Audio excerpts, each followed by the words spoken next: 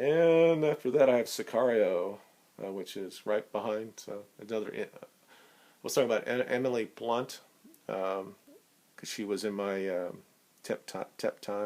top 10 last year with Edge of Tomorrow with Tom Cruise. Uh, what I really liked about this movie, it actually showed women where they are if they had to deal with stuff that they show in this movie. She is a naive type of woman, even though she is very skilled at what she does.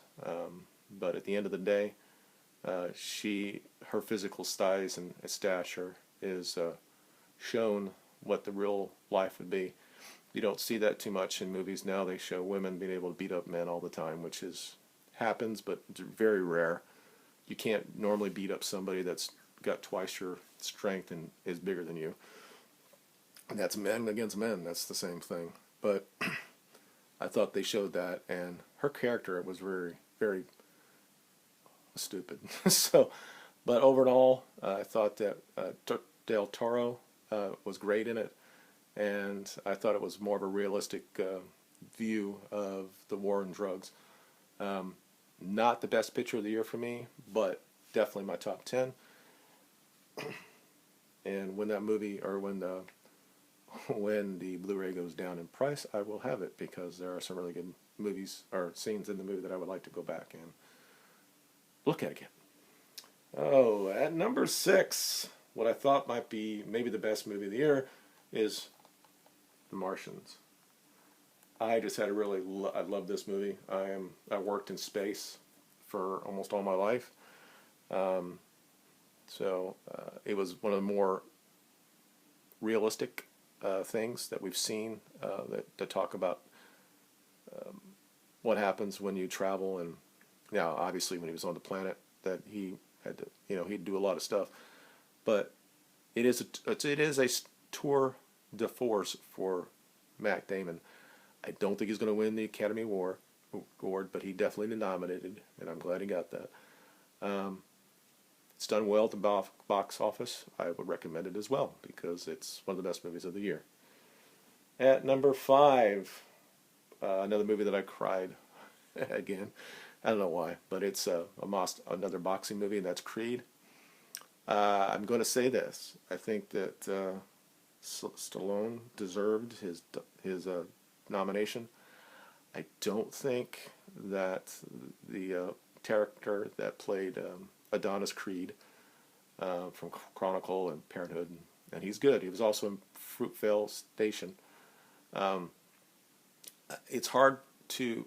He didn't overshadow uh, Rocky in the movie. He had a couple scenes that he was very powerful. I could see him being nominated for lead, but I think because Rocky's or Stallone's portrayal was so well done, of course he could fall out of his chair and he can be Stallone. So, or he can be Rocky. So I think that hurts. I don't forget his name. The guy that could have possibly nominated with all this, Oscars are so white and stuff like that. I just want to get that out there, and I might talk about that too. Um, if I think that people of color have a real reason to complain about this, because I will talk about it a little bit later in my countdown, because there's another African American that I do believe should have been nominated. Okay, number 4. It looks like Leo's going to win Best Actor for The Revenant, and it's number 4 on my list. Um, the movie is unbelievably visibly or visual, just a great movie to see it that way.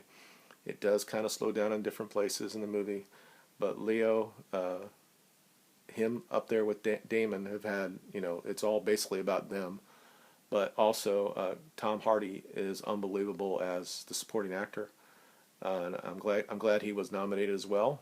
Um, I think that Leo's going to win it, but of course this movie is going to win a lot of different Academy Awards because of how it was filmed, and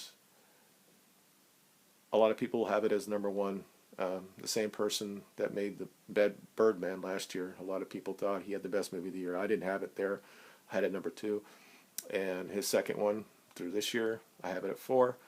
Still a great movie, and you should go to the movie or to the theater to see it. Seeing it at home, unless you have like a projector like I have, is not. You shouldn't do it. That has to be seen in a big screen because it is very stunning to see. Number 3 is, as I move this, actually the last 3 made it. Actually, the last 4 was very hard for me to decide who should be number 1. But I put it down based on how I thought about after the movie, and I compared the 4 against each other. And number 1, 2, and 3 have changed in my mind over the last couple of weeks. But at the end, I stayed with the one I'd been since the movie I saw. So at number 3 is The Eightful of Hate, from Quentin Tarantino, another Western by him. I love this movie. I love the script. I thought that the supporting or the lead actress deserved her nomination. I thought she was great. The only problem I have with this movie, or what I have, is that Samuel Jackson was not nominated for lead actor. To me, it's a crime, and I don't believe the Academy is racist. I just don't. Or they should have gave him a supporting actor nod. I thought he was great. Of course, he was being Samuel Jackson, but Sly Stallone got it for being Rocky. So I think that he should have been nominated. So is it between him and the character, the man who played Adonis Creed? I would put that Jackson should have been nominated. I don't think he would win. He might have won at the supporting actor area. He's not going to win the lead. That's probably going to be Leo this time, and probably deservedly so. Okay. Number 2. These two, it was very hard over the entire year. I've been trying to figure out which one should be number 1. And I think the only reason why I didn't, I think that the one is a little bit bigger, stale to look at, and but number 2 I have Ex Machina. Now, 2 of the people in here are in the new Star Wars movies, and I liked him a hell of a lot better in this movie. So, although Poe was okay, but this movie should be seen. Even though it talks about AI, like a robot type of thing, it's funny that how the person that made the AI in this person was a guy, but the AI person, the AI figure in this has female nature. And it's nice to see, not to see it, but to see it out there and say it's almost ingrained by that as well. Even though a man made this thing, he made her to be like normal human females. Again, I don't really want to get into that so much, but I didn't. The ending did not shock me at all. But I think it's still a great movie to see, and I like to see anything that's from a small budget could garner this type of attention. I'm not sure that either one of them were nominated for the movie, which I think is wrong. I'm not sure I don't think the girl was, but if you haven't seen it, please go see it, and you can get the Blu-ray for like $10 now, so I would recommend that. And that leads me to number 1. When I saw it early in the year, I thought at that time it might have been the best movie of the year. It was going through a lot of different things about, there was a feminist, they're trying to make it, the movie was created by feminists, and there was a lot of stuff online saying the MRAs are saying to boycott this movie. Those of us who are in the men's rights movement or know about it, probably knows what I'm talking about here, the movie that we're going to talk about. But everything about the movie was great. There was some feminist stuff in it, but I let it go because the movie was so great and should be the best movie of the year and should win for best movie of the year. We'll see if it does. Of course, it is Fury Road, Mad Max. Again, I think that Theron did well. I don't think she was nominated, which I don't understand.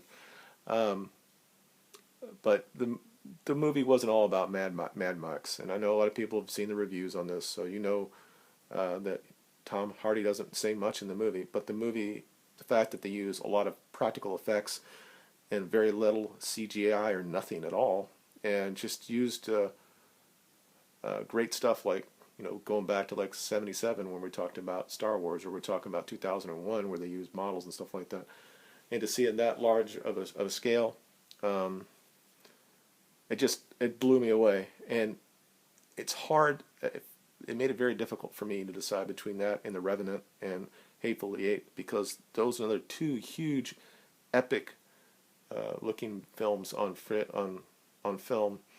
But Fury Road looked better than all of it, and even though there wasn't really a whole lot of script compared to like Hateful Eight, it just stayed with me the entire year, and it gets number one for me. That's all I have. If you have any comments, just let me know. I'll put that out there, and I'm sorry about my stuttering today, but before, when I was doing things in 2 or 3 minute videos, I can stop it, but with my condition, it's hard, and I have to remember everything because I don't have anything written down other than just the people that are the movies, just to make me rely on it, because of the way I can't read too well after my stroke. But that's it. If you have any comments, just let me know. Share and like if you wish. Other than that, you guys have a good day, and I'll talk to you later.